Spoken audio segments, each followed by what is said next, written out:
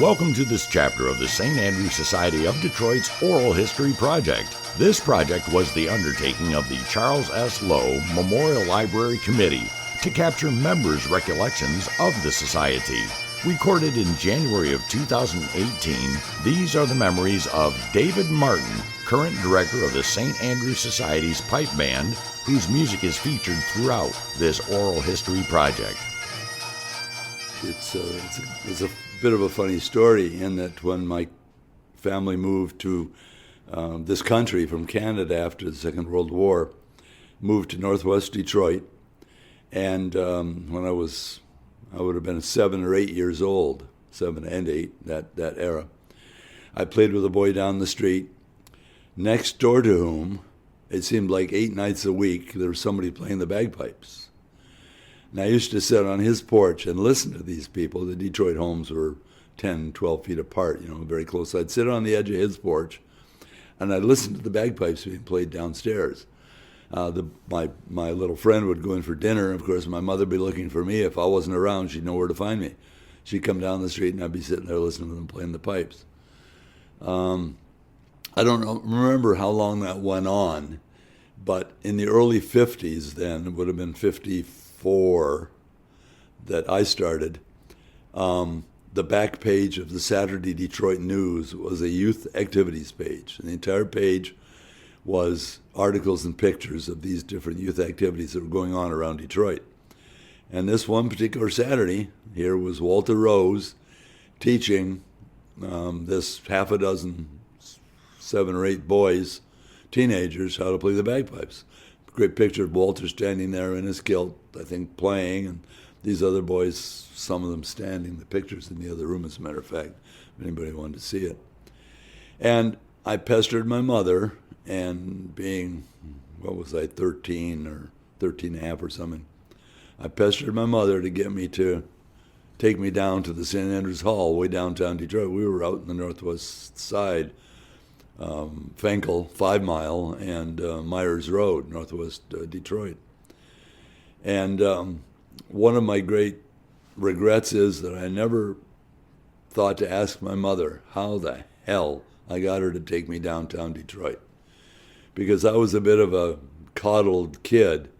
My mother had lost her first child, which was a son, and she was damn sure she wasn't going to lose me. And I used to joke about not going around the block until I was 7 or 8 years old by myself. And I said that once. My sister heard me, and she said, yeah, that was only because I was behind you watching you. So my mother took very close care of me. But somehow she did. She took me down the first day. We met Walter Rose. And I was a tall kid in grade school. I was 6 foot tall when I was 13 years old. And he was a little runt like my mother. So he looked up at me and thought I was 15 or 16 or 17 and was out the door. He'd have nothing to do with me. But no, he's 13 years old, and begrudgingly he took me on, told me where to go to get a practice chanter and a script book, a little blank music script book, and came down the next week, went to Scotty Woods on Livernois, Scotty Woods Fish and Chips. Scotty Woods was the first drum major of the Shriners Pipe Band and was quite a prominent Scotsman in the 50s. And later he went on to be very involved with the Shriners when their pipe band formed later on. And so I started my lessons with Walter. And then, of course, went down myself. I would take the Woodward bus, the Fenkell bus, to Woodward Avenue, take the Woodward streetcar, which shows how long ago it was, streetcar, and then the electric buses came along, and eventually regular buses, down to downtown to Congress and Woodward. Then I'd walk across half mile, whatever it was, over to the hall. And the problem, of course, is that in those days, Walter had these boys that were already playing the bagpipes. And I was sort of the scavenger who got the few minutes that were available from Walter Rose when I could get them. So I might be there 5 or 6 hours, and I might see Walter for 10 minutes. And I might not see him at all. I was looking in the script book, and I had a lesson on December 14th, the 21st, then January 20th, and then February 2nd.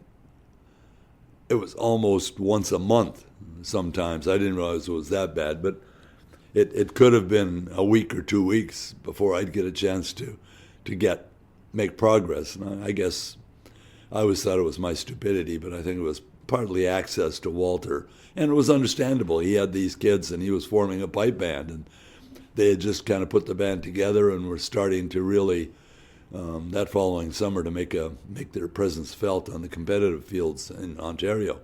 All these snotty-nosed teenagers were out there equaling and beating all these adult pipe bands where pipers have been playing for 20, 30, 40 years. And Walter was just a real magician as far as the teacher was concerned. And he was a compulsive, he was a wonderful teacher. And so I progressed, unfortunately, very slowly. It took me several years at that. The funny thing about that was that after I started with Walter and I was onto the pipes, he had asked me just casually one time the same question you just asked me, what got you started? And I told him the story. And he said, now, whereabouts do you live again? And I told him. He said, do you know who you were listening to? I said, I don't really know. I've come to think of it, I've never really figured that out. He said, well, I know who you were listening to. You were listening to George Duncan, Sandy McPhee, and John Scott. The first and third of those were two of the best pipers in North America. George Duncan was a contemporary of Walter's and was as competitively successful as Walter, and probably more competitively successful. Walter was a nervous competitor, where George Duncan was a fierce competitor, and he was a wonderful player. And I heard bagpipes being played as well as they could be played, properly.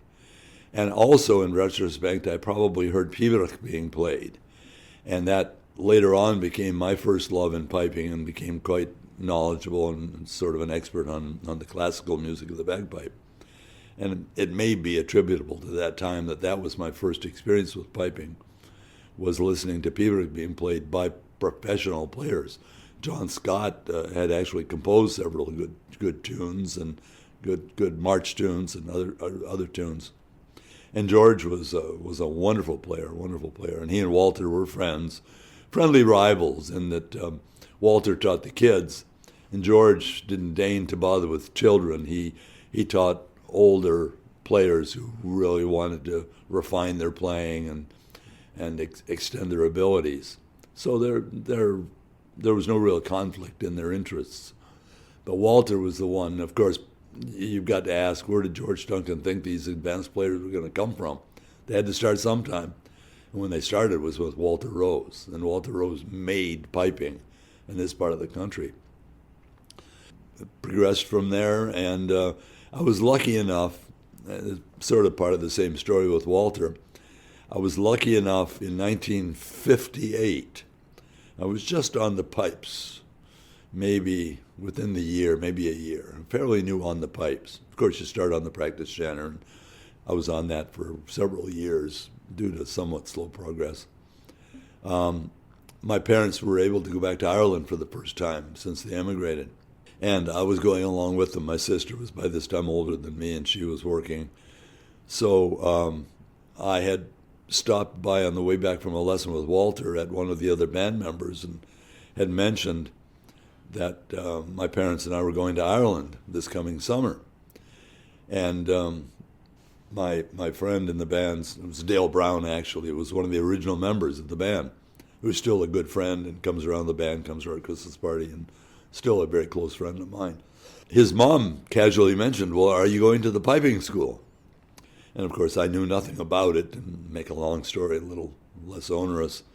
I went home and again somehow managed to convince my parents that at 17 that they'd let me go to this piping school in the hinterlands of Scotland. So we took the steamship across the Atlantic into Liverpool and into Dublin, where we started out. Some of my mother's family was, and I then flew from Dublin to Glasgow the first time in my life. Took the train to the Cowes of Lachalsh, took the ferry over No, I'm sorry, that's where it was supposed to be. It was going to be on Skye. And of course, they changed it at the last minute, but in a typical Scottish manner, they didn't bother telling the people who were going to it. So it's just sheer fluke that I found out it was no longer on Skye, but it was on Mull. So I took the train to Oban. I got the McBrain steamship out to Tobermory, asked in Tobermory where the school was, walked up the hill and presented myself at the piping school. It was being held at a church with a small school adjacent, and we took over the school, of course, the piping school. There, and I was, as I said, a fairly new piper. I got lessons from a man named John McFadgen, who I studied with in classical music for over 20 years. That was my real contact with him, and he was probably one of the great pipers of the 20th century. But probably more important to me was, and even though I wasn't really ready for lessons from this level of man, I was presented to and took lessons from the man who taught Walter Rose, my teacher. And I didn't realize what an honor it was at the time. Here I am, a 17-year-old kid who didn't know a whole lot about much. And his name was Archibald McNeil. He was known as Blind Archie. And everybody just knew him as Blind Archie because he was blind. And in retrospect, typical of a 17-year-old, I was always irritated when I went into his room because I couldn't figure out why it was always so dark in his room, never had any lights turned on. Well, that's the thinking of a 17-year-old. I remember that with glee.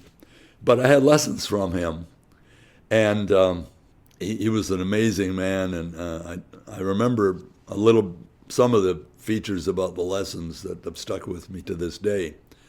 But more importantly, for me, was that he must have seen something in me, because when I got home, I went back to my seeing Walter, but within a month of getting back from the trip to Ireland and me to Scotland, Walter knew my name.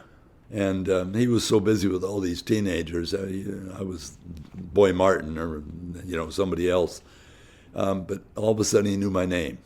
And I don't think I noticed it at the time, but I really started getting more time with him and seeing him a lot more. Just figured I was lucky, I guess, at the time, or maybe it was time that he wanted to teach me more. Well, the truth of the matter is, a year or several years later, there was a fellow who used to give me a ride to practice. We didn't have a car in those days, we weren't real affluent. My mother would give this guy dinner. He was a Scotsman, came over and was living by himself, and he used to give me a ride, and Mother would have him over for dinner at least once a week. And we were talking about the old country, and he said, "Well, you heard about the letter, right?" I said, "I don't know what you're talking about." He said, "Well, Blind Archie wrote Walter a letter to report on his students that were at the college." I said, "Oh, didn't know that." He said, "Well, I guess he had quite a bit to say about you." I said, "Really?" He said, "Yeah, he told Walter to watch out." He said, "You've got, evidently," I don't know what he said, and my friend Jim probably didn't know what he said, but he said enough that Walter suddenly learned my name. And I progressed at that point quite rapidly and really moved on into competition and et cetera. And the other fortunate thing was that I met John McFadgen, who was one of the great pibroch players and experts and authorities on pibroch of the 20th century. Just a wonderful, wonderful repository of knowledge and history of bagpiping. Fantastic guy. It was very valuable, the contact I had with him, and kind of made myself as far as knowing a lot about pibroch playing, the classical music of the bagpipe. That's how I started. Okay. With your knowledge, your experience, and your years with the bagpipes, what do you think of pipers today? Maybe who are some other good pipers that you respect? And then what do you see as far as, the future? The younger, the future. Well, there are, in my early days, there were very few of the caliber of pipers that I became. And there's still not a ton of them. But what actually happened was that this John McFadgen I mentioned frequently, once Walter Rose had passed away and the band was kind of dropped on John Goodnow and myself, And John was just in the process of forming a family, so I actually got in charge of the band, fairly early on. I was sort of the senior man after John, and the band decided that I should, try to keep things going. And it was a loss. We had other people from other areas who came in and thought that they would sort of replace Walter. And those of us in the band were old enough and mature enough at that point to see beyond what they wanted and the legacy that Walter left us with. So we felt at that point we were better off guiding our own futures than letting outsiders do it that didn't have the same ethic that Walter had imbued in all of us. So with John Goodnow and I both had met this John Goodnow, John McFadgen, and he had been coming to a summer school in the eastern part of the States, which I had actually gone to one year. Since I knew him, I went and went to the summer school. And John Goodnow and I actually went to it with another young fellow named John Noble. But we went to it, and he had at some point indicated to us casually that he wasn't terribly happy with that school and that he wasn't going to be coming back there next year. So John Goodnow and I immediately pounced on him and said, if we could put a summer school together, would you come to our area? And so within the year, we were able to put together the facility and enough people to form a summer school. And it was people joked about it was the only secret summer school. Other summer schools had 25, 30, or 40 kids learning the bagpipes. Ours really had 5 or 6 professional players and a few youngsters who got their money's worth. I always used to say they got their money's just worth just being around John McFadgen, much less getting lessons from him. But they were just on practice chant, some of them still sometimes just start on the bagpipes. But those summer schools became almost the foundation of good Pibroch playing, because for a decade, any piping contest in Ontario was won by one of the 5 of us that were at that school. And they were very famous names. John Goodnow and I were there, of course. And it was selfish motive on our part. We wanted McFadgen there, but we couldn't afford to bring him ourselves, so we put a school together. We had a man named Bill Livingston, who was one of the great players of Canada, was the pipe major of the 78th Fraser Highlanders, the first man to take a band to Scotland and win the World Pipe Band Championship from Canada. And it was a national scandal in Scotland that Canadians take the Worlds. Another man named Ed Nye, who had a wonderful band in the Guelph area and was another of the prodigies of John McFadgen, great Pibroch player. And a student of Ed's, a man named Jim McGilvery, who had done everything in piping since then. He was a bit younger than us, and he had won double gold medals. He had won one of the gold medals in Scotland. And of course, my compatriot from Detroit, Dale Brown, was able to go to one of the weeks, 1 or 2 of the years, just to expand his knowledge. He had more limited knowledge of Pibroch than I did because I'd studied it extensively. But that school created a lot of the great pipers of this era.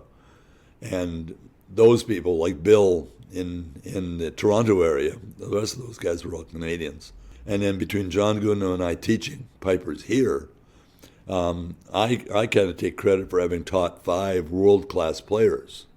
By that I mean that they could walk into any band in the world and be accepted as an equal player.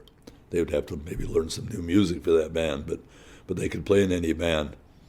And I guess I call it 5.5 because the half is a young man named Jacob Mack, who everybody knew for winning all the Piper of the Day at our game 7 years in a row from the time he was a young teenager.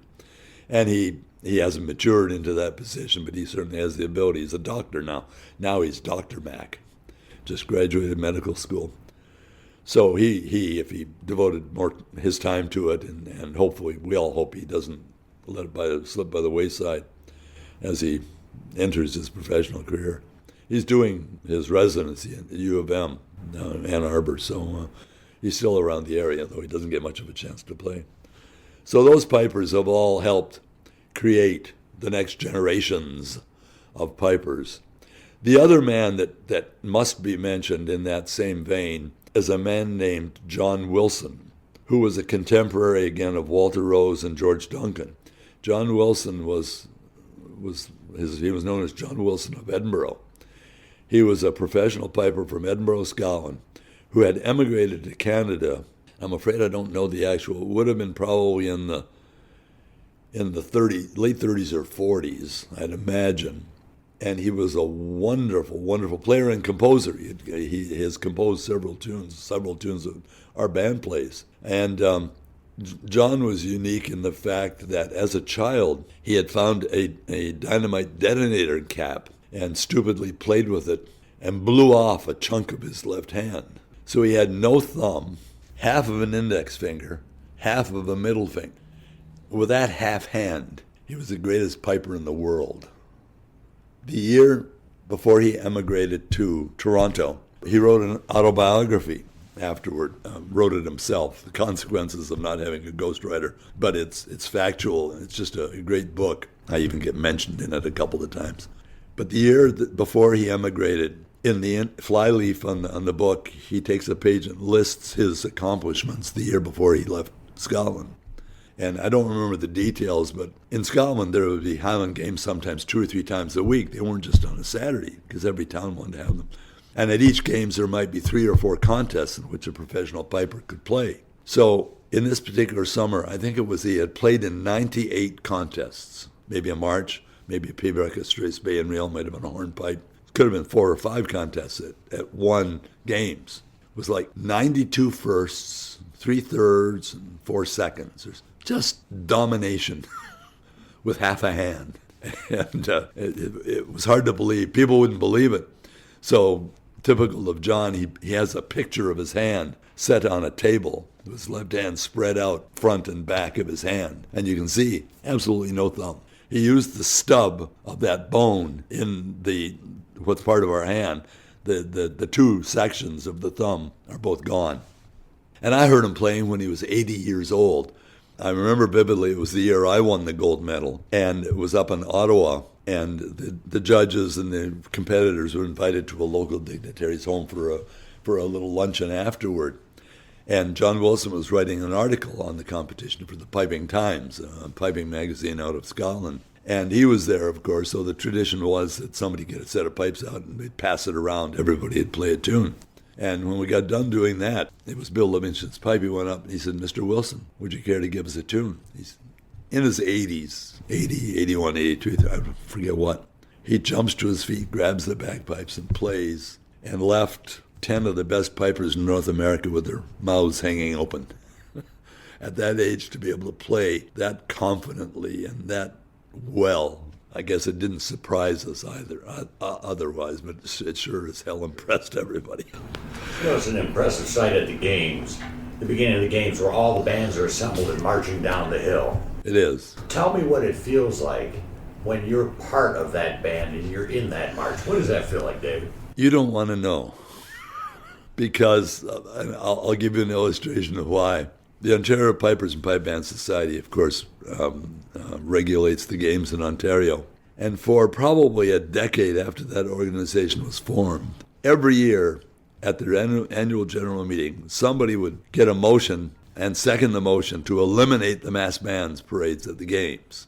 They are such a bloody pain in the butt, and they're horrible, and they sound awful, and they're dangerous, and any number of reasons why pipers hate to play in the mass bands. But fortunately, reason prevailed, and they stood up and say, well, if you don't have mass bands, you don't have games, because the mass bands pays for the games. It brings the people in, and that's why you can go there and compete and win a bit of prize money and have a well-regulated and adjudicated, with professional judges and things like that, games. So it's not most pipers' favorite thing to do.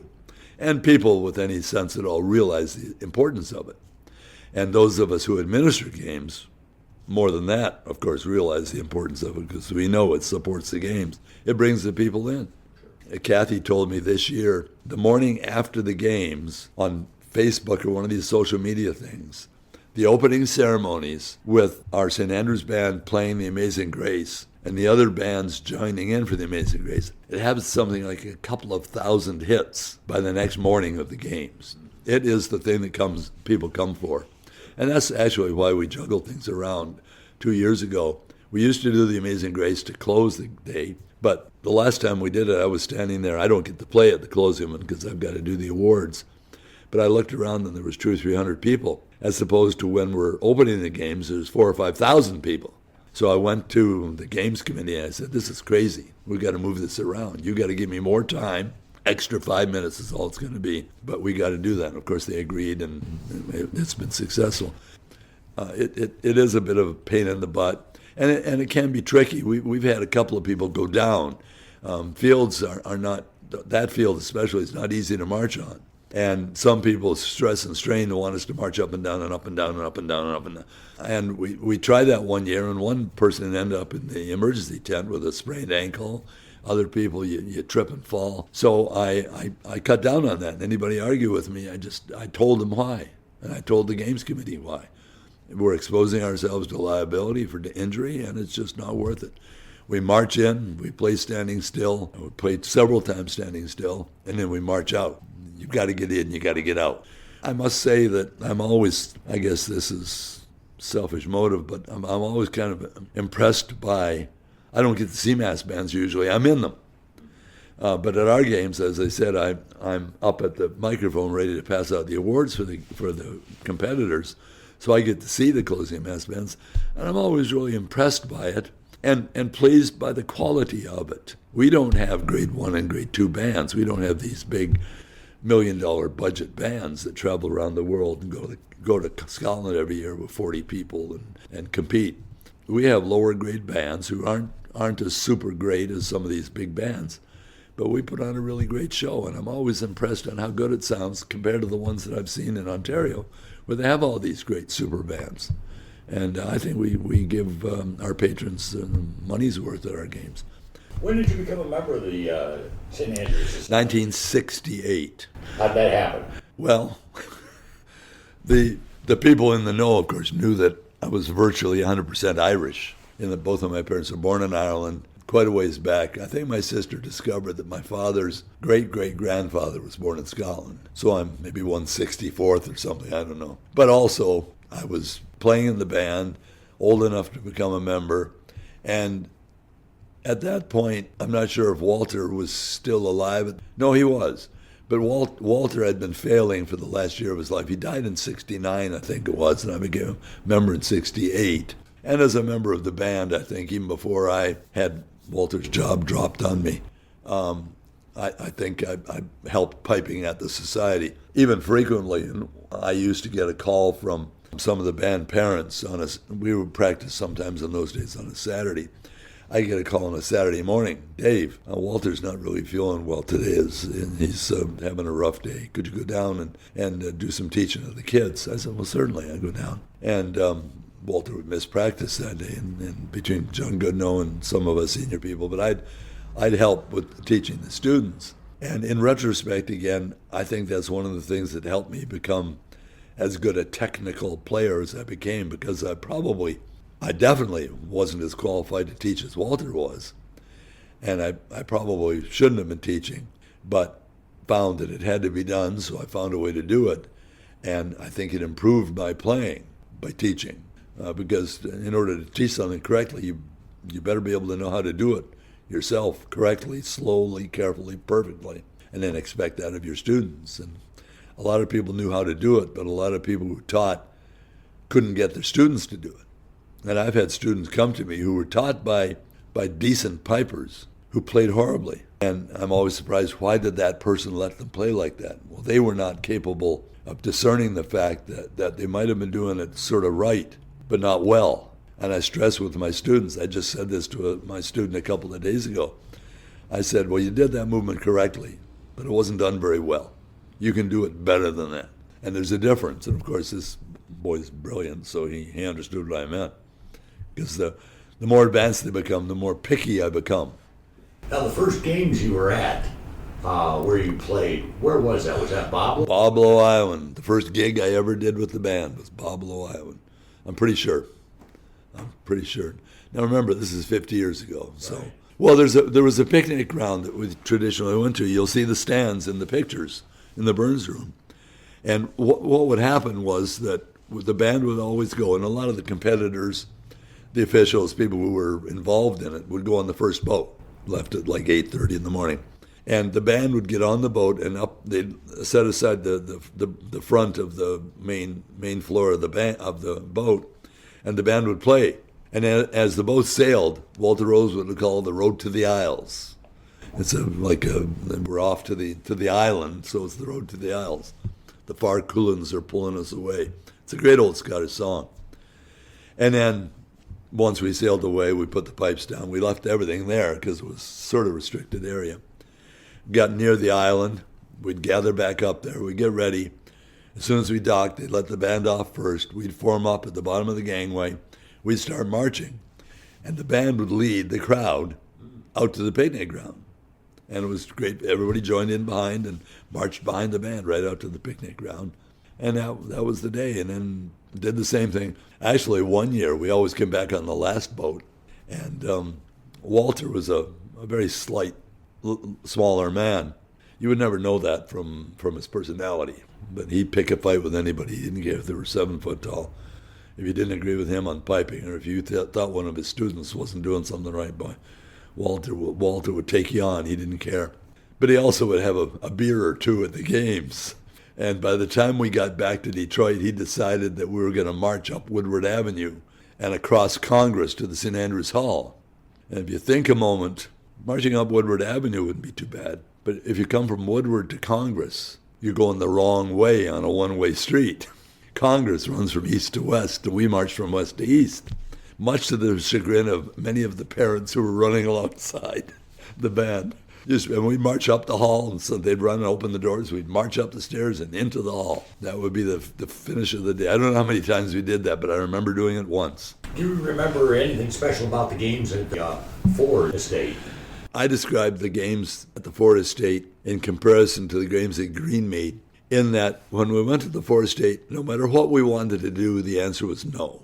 We went to Greenmead, whatever we wanted to do, the answer was yes. Let me ask this, David. As far as the games go, this past year there's well over attendance of over 10,000 people in the one day. Sure. What were the size of the attendances, say, at the Henry Ford Estate or at Boblo Island? Boblo Island, well, you can probably gather that from the grandstand. The grandstand in the pictures is full. Now that might be 500 or 600 or 700 people. I was a teenager. I just don't remember that much about how big the crowd was. And it was funny because there was a little deal between the man who owned Boblo Boats and Boblo Island and some of the trustees. But there was always a lot of kind of background dealing that went on. And after the games, a meeting or two later, somebody comes and said, well, we did really great this year. I just got a check for $700 that we made at the games this year. And nobody ever knew the foundation of that figure. We went, before the Ford Estate, we went to Old Fort Wayne. Bill Phoenix, who just passed away, got us in there, which was wonderful. A great site, but in Detroit. And I was one of the ones who fought for with the St. Andrews Society of Detroit, our game should be in Detroit. Well, we just, several years, I don't know how many years we were there, 2 or 3 or 4, we could not get the crowd. I think we were getting 15, 17, 1,800 people maybe. And I ran into I was in the cleaners one day picking something up, and there was obviously a Scottish lady in front of me. The brogue you could have cut with a knife. And I, of course, spoke to her. I said, where are you from? And she said, Scotland. I said, well, I know you're from Scotland. Where in Scotland? And she said, oh, just such and such. I said, well, you've been to our St. Andrews Society?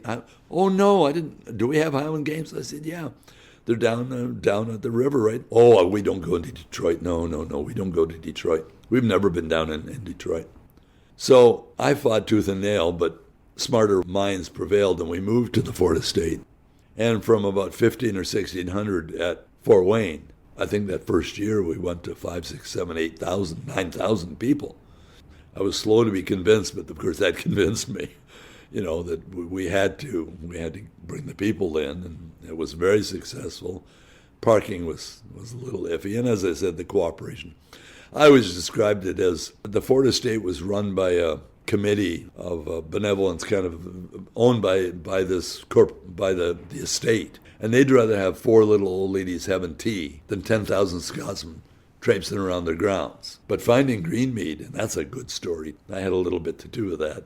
living near Greenmead, having driven by it for 25 or 30 years. After the last games at Fort State, we had a committee got together. We came up with 25 suggestions for games. This was within the month, because we had to find a place quickly. So we all looked around at these 25 places. About a month later, we came back with 3 places. For one reason or another, access control, size, whether we could have beer, liquor license, that kind of stuff. It went from 25 places to 3 places. And one of the 3 was Greenmead Park. And if anybody ever wants a story, it was a good story how we ended up there. Can you tell it briefly? Well, there was the 3 choices were Oakland University, a big wide open area with no fence in sight anywhere, the State Fairgrounds, or Greenmead. And so when we all decided the 3 sites, all of us on the committee said we're going to visit all 3.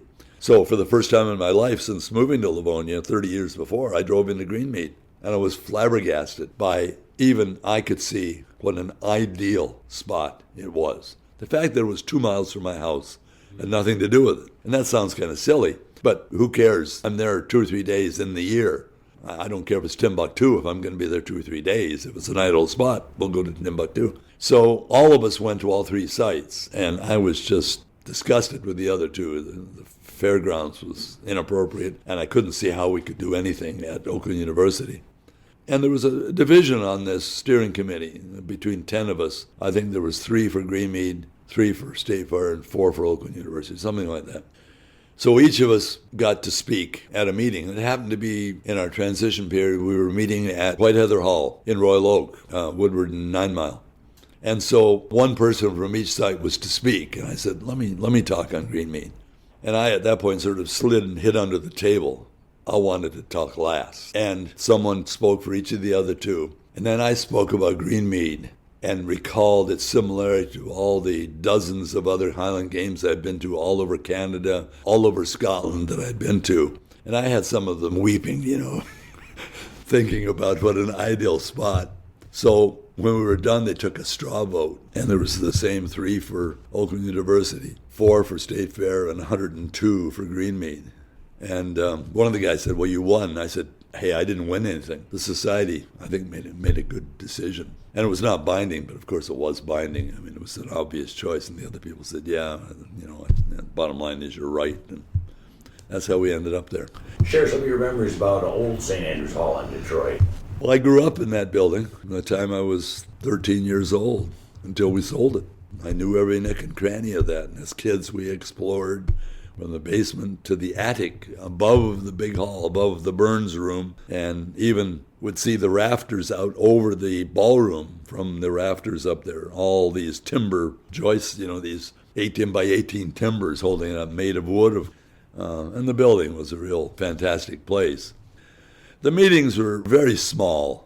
I remember 20, 30 people maybe. The seats were in the perimeter, on the walls and along the back. The front would be the president's chair and the 2 officers' chairs, vice president and maybe Bard or somebody. I forget who the 3 chairs. We have one of the chairs here, and I'm not sure it's the president's chair. I think it's one of the secondary officers. But it was kind of patterned after a Masonic lodge, because on the east wall and the west wall, there was that kind of a chair, and on the south wall. So each of the walls had one of these fancy chairs, and the rest was long benches, very uncomfortable, padded benches. And then there was a small platform at the front that the 3 chairs, the administrators' chairs in the front. The meetings were very simple. They'd call attendance, they'd talk about what was going on. A lot of what I remember about the meetings was not good, because unfortunately during a lot of the time I remember at the hall, we had elections, but there was a king of St. Andrews Society who reigned supreme. He was the chairman of the Board of Trustees. Nothing got done without his approval, and he did what he wanted to do. And anybody who sort of questioned him had better look out. They were on the S list.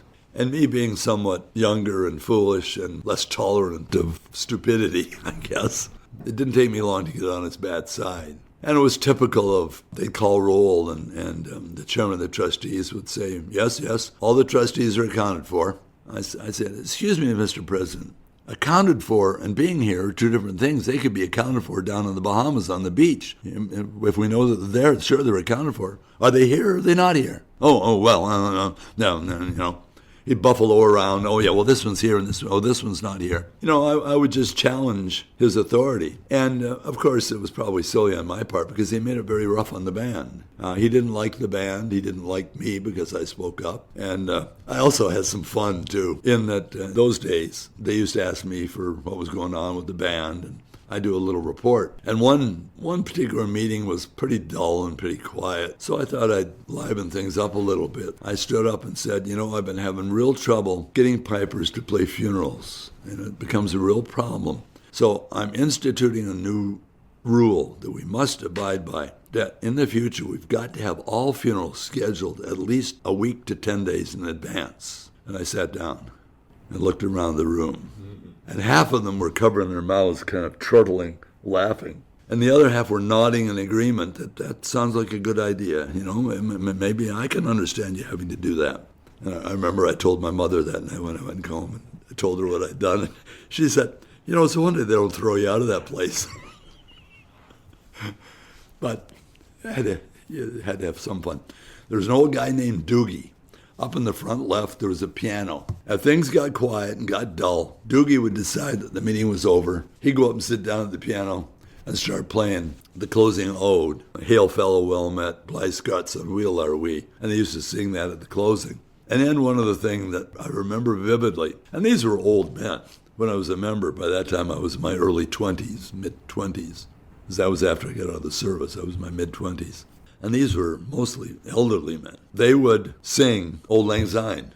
And then after they sang the two verses, they would sing another one and dance to it. Holding their hands, they'd jump up and they'd dance and sing it twice and jump up and down and dance to the tune.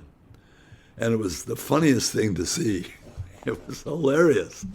But it was their way, I guess, of having a little fun at the end of the meeting. But old Doogie, just if he thought things were over with, he'd start playing. And that'd be the end of the meeting. Would you say meetings are more fun today or less fun?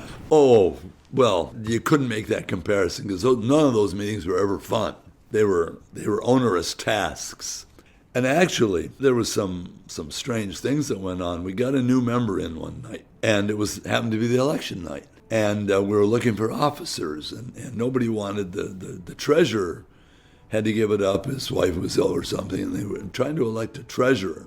And so this guy that was just initiated that night, somebody nominated him as treasurer. And fortunately, somebody in the organization, not the one who sponsored him into the society, had known this man in another organization around the city. And the man in that organization had a bit of a reputation in that when he was treasurer of that organization, some money disappeared. And one of our members knew this. And he realized he had to do something. So he stood up and said, well, this is just ridiculous, expecting a brand new member to take on an onerous task like this of the society. I think that is an unconscionable thing to do to a new member, and I think that is ridiculous. A member, maybe next year, if he's willing to run, we'd probably be delighted to him. But once he's been with... Anyway, he managed to squelch the prospect of this person taking control of the St. Andrews Society money. But that was kind of the silly things that were done. And then one year there was a man who was a first vice president or second vice president. And so when election was held that next year, he just assumed he was going to be president. And he quit the society. He was very, very taken aback by the fact that he wasn't elected president. So somebody else ran for it, and people thought he'd do a better job. So meetings today, would you say, are less formal than what they were 30, 20, 40 years ago?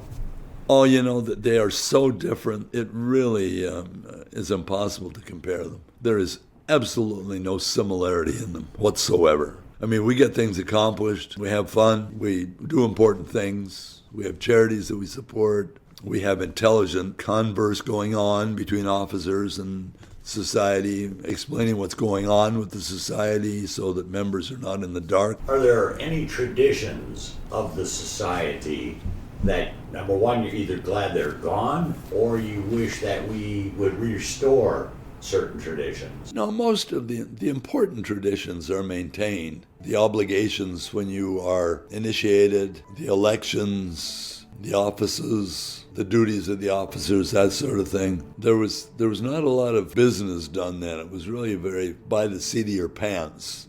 what went on. And I guess bills got paid, and even things like somebody had the wise idea when Coleman Young got elected mayor of Detroit. The very next meeting, somebody brought up the fact that our bylaws said that men of Caucasian race were welcome to join. And somebody had a good idea, and that night we amended the bylaws to take that stipulation out. And I guess from the 1849, when it was these things were written, it was common and wrong then and wrong when we took it out, but it was the norm in those days.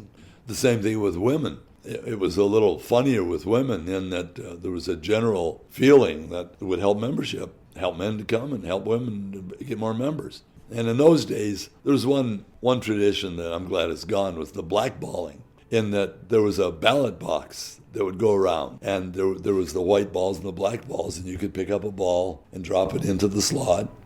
If there was all white balls, the ballot box was clear. If there was one black ball, the ballot box was acceptable, and the person still got in.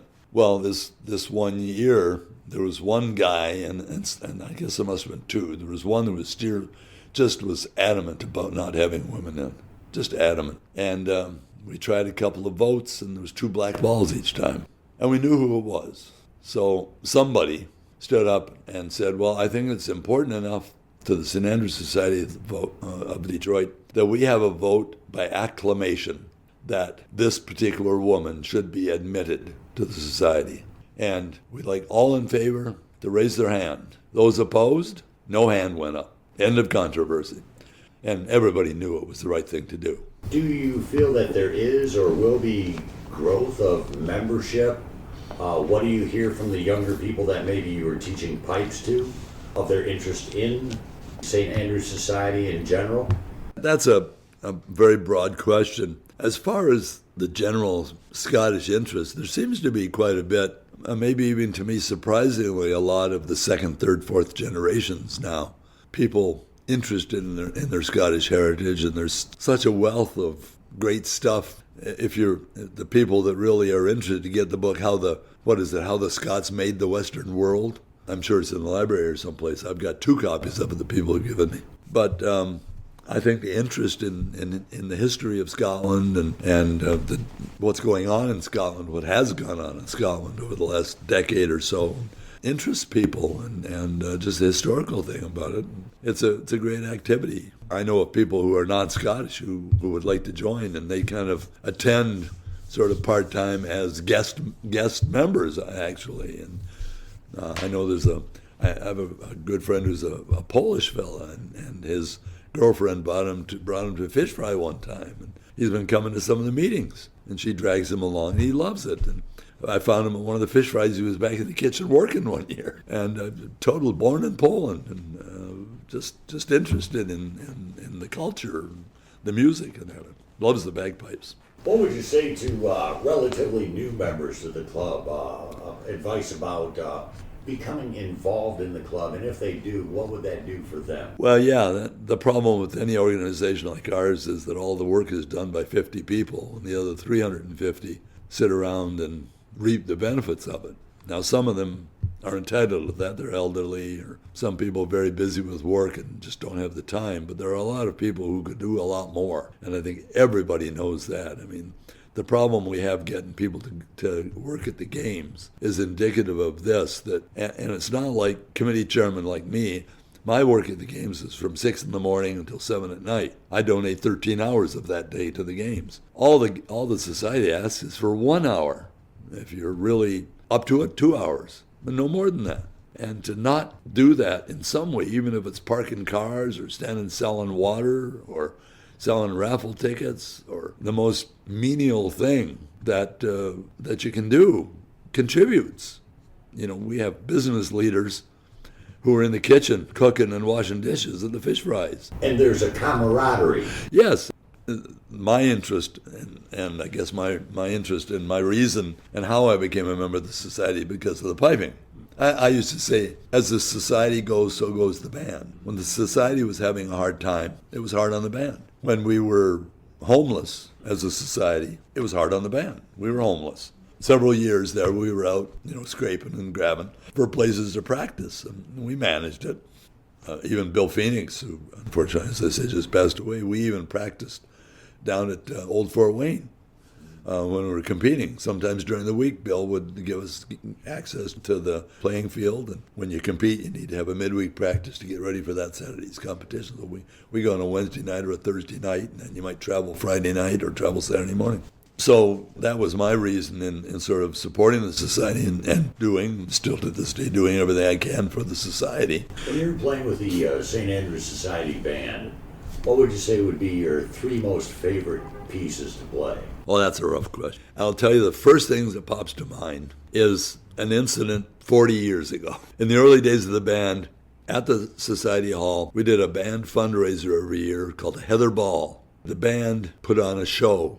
It was a fundraiser. Ridiculous price. It was very expensive at that time. It was $2 to get in. And for that, you got a meat pie and a cup of tea, too. So that was kind of one of our fundraisers to help get a little bit of money for the band. And of course, the rest of the money we earned doing parades week after week after week. And then competing in the summer. Now, the money in the summer, the bands, we got to help cover expenses to get there and stuff like that. But we were getting ready to play in for the Heather Ball, and there was a piper from somewhere else, wasn't part of our band. And I'd said, okay, guys, remember, we're marching in with Scotland the Brave, and then we get to the end, and we break into this and this.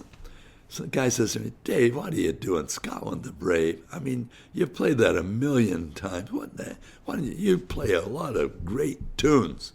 I said, look, I'm not playing for me. I'm not playing for you. I'm playing for that crowd out there that spent $2. And that crowd wants to hear Scotland the Brave. That's why I'm playing Scotland the Brave. And it's the truth. I mean, that's the one that people want to play. Everyone want to hear. So that's the one we play. Beyond that, I could say We're Noah Wada Bidawa is the other favorite one of the band. You know why? That was because that's our closing tune at every concert that we do. So when I call We're Noah Wada Bidawa, the band says, oh, good, we're done. And we march off. But that's just because it's appropriate. All the churches, anywhere we play, any kind of a concert we do that as the parting song. We say, hey, we've been glad to be here, but hopefully we'll see you again next year. There's so many other tunes that the band plays and that I play. I have my own favorites of when I competed. Any professional player has what he calls his party tunes. And the tune that, if you haven't been practicing a lot lately, there's 3 or 4 or 5 of those tunes that I can play half asleep. They're there, and they'll come out no matter what I'm doing. Once you learn music like you have to on the pipes, you depend mostly on your unconscious brain to make things work. A story I attribute that to is that I was playing at a contest in one of the Canadian games. They're usually on these cow pastures. And when you play a Peabody contest, you sort of walk in a circle. You don't march to the classical music because there's no set rhythm to it. And so you walk just to be able to keep your muscles free and be able to move. And when I came off, somebody came up and says, Dave, why didn't you get away from that damn hole? I said, what hole? Did I slip into a hole? He said, no, your foot slipped into that hole every time you went around. I said, really? I had no knowledge of that. They tell me another time I was competing, and we were at a school track. And the infield was the competitions, and there was a running track around the perimeter. And there was a foot race getting ready to go off about 30 feet from me. And somebody shot off a starter's pistol. Somebody asked me if it bothered me. Didn't hear it. Question about the quality of the bagpipes, the instrument itself today. With today's technology, is the quality of a bagpipe produced by the best manufacturers better today than what it was 50 years ago, or is it more the old world technology and craftsmanship that made a better bagpipe? That's a good question. Part yes and part no. The new technology in manufacturing makes it a lot easier to make good bagpipes, and good bagpipes are still being made. Though anyone who has a bagpipe made by a family by the name of McDougall between 1800 and 1920, there was 3 generations. They made a bagpipe in Scotland that anybody today would give their right arm for one. And if you have one, you are a very, very lucky person, and you treasure it and you guard it with your life. It is the Stradivarius of the bagpipe. because that family knew something that no one else ever figured out. And they've been copied, and they turn out, I guess, pretty good bagpipes. But who knows if they're as good? It's a very, very subjective thing at that point. I know as much as I do about it because I have one. I found myself very, very lucky at one point. I picked up a box of scrap, and John McFadden had a McDougall and had shown me. The reason he showed me is he said, now, if you ever see an old bagpipe, look for these characteristics. And he explained to me what to look for. And after I had bought this box, I picked up a couple of the pieces, and I said, my goodness, I remember John telling me this and this and this and this. Those look like pieces from a McDougall. So I started putting them together, and it was almost a complete McDougall bagpipe. There was one piece missing, and it was probably the least important of any piece that could be. It was the bottom stock that just holds the reed. It's the part that's hooked into the bag that the drone, where the tone, the sound is produced, is plugged into. And the drone then projects into that stock, that tube. And then from there up is where the harmonics are created in the instrument. So it's not unimportant, but a very, very insignificant part of the bagpipe. So I had one duplicated by the company that I knew in Scotland. And I never even touched the bagpipe for several years. It hadn't been played. And I stored it in the basement in bore oil. Clarinetists, a lot of woodwind instruments use this bore oil to get the wood from drying out. And I soaked it for several years before I ever tried playing it, because if I had just started playing it, the moisture would have just probably shattered it. And so finally, after several years, I figured, well, it's now or never. So I put it together, and it's an amazing instrument. Is that the instrument that you play here? No, it's not. The one I play, and it is a much prettier instrument. It's got all this engraved silver and projecting amounts of ivory. The McDougall is not a pretty instrument. It's not an impressive looking instrument. I play it for my own enjoyment. And I was very fortunate. And the bagpipe that I got is a really good instrument. I was just very lucky. Made by a firm that actually, it was made by the firm that my teacher, John McFadden, ended up buying in partnership with another man. It was called Granger and Campbell. And Campbell had been long gone. George Granger, when he passed away, John McFadden and another man named Donald McLeod purchased. And I actually became an agent for them, so I was able to get bagpipes for our band and for other friends, wholesale. But I was really lucky that I got an exceptional instrument. So that's why mine is a good instrument. It's not a McDougall, but it's still a really good instrument. Yeah. I guess as a final thought, if you could just give kind of a quick summation of why somebody who's part Scottish here in Metro Detroit would want to become active in the society, and if they have youngsters, why they would want their youngsters to become active in learning the pipes. Yeah, I guess I'm more interested in the latter part of that than people have. If you know you're Scottish and you have a certain amount of, like your parents or even your grandparents were born in Scotland, I don't understand you not being interested in that.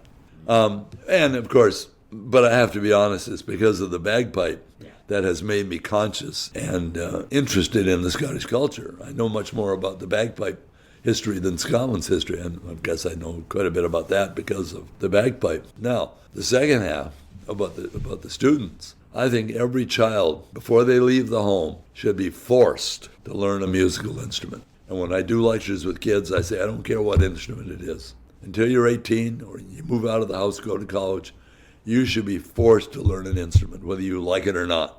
Because you will come back in decades later and thank your parents or thank their memory, if they're gone, for them making you do that. You will never have more fun and more enjoyment in your life than playing a musical instrument. And I tell parents when I talk to them, I say, well, your little Johnny's in the swim team. He gets up each morning, he swims 2 hours and then swims 2 hours after school. And after he graduates high school, what do we have from all those thousands of hours that he spent? Oh, he's a good swimmer.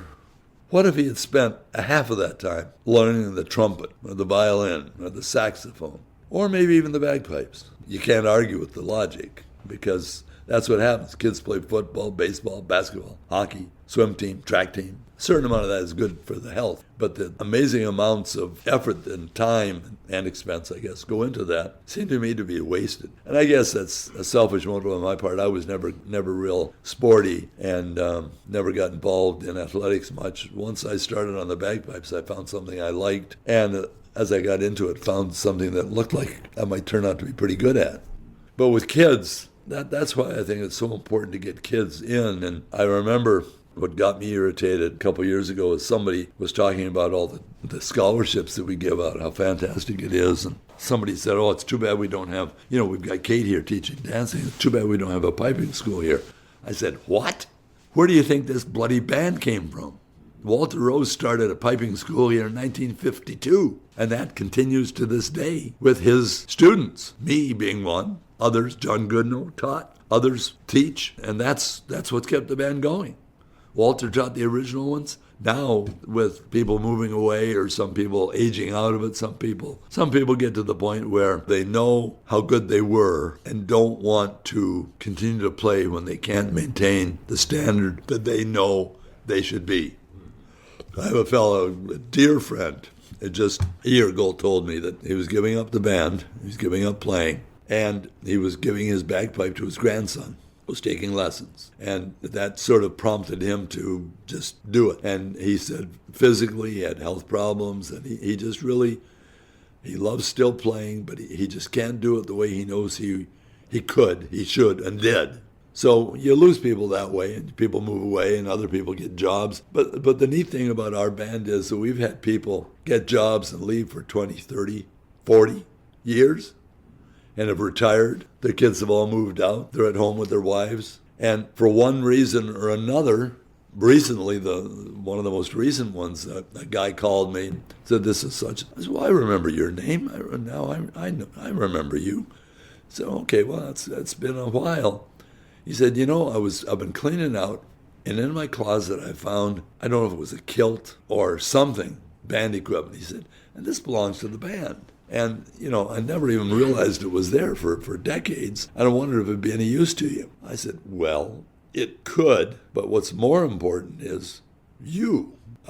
Why start playing again? You were a good player, if I remember right. Well, I said, look, I'm going to be in your neighborhood. How about Friday night I pop in and pick up the item? I mean, okay, it'd be good to see you, Dave. And I pulled in the driveway, came to the door, and says, I remember you. And he was a kid. He was probably a late teenager, 19 or 20 probably when I'd last seen him. We sit down and I say, why the blazes don't you just get back playing? You got all the time. Oh, I'm sure. So you got a practice chanter handy? Oh, I don't know. I said, well, if you don't, I've got one in the car. I brought one. Oh, I've got one here. Okay. Get it out. Play something for me. Any something. He plays, stop.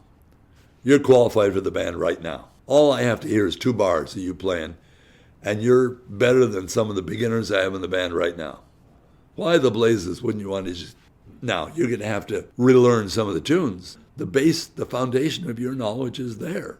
You just have to relearn some of the tunes that you haven't thought about in decades, or 20, 30. And this was, I think it was 35 or 38 years since he had been involved with the band. So needless to say, full-time member now and relearned the tunes and having a great time. And saying, damn, I wish I'd never left.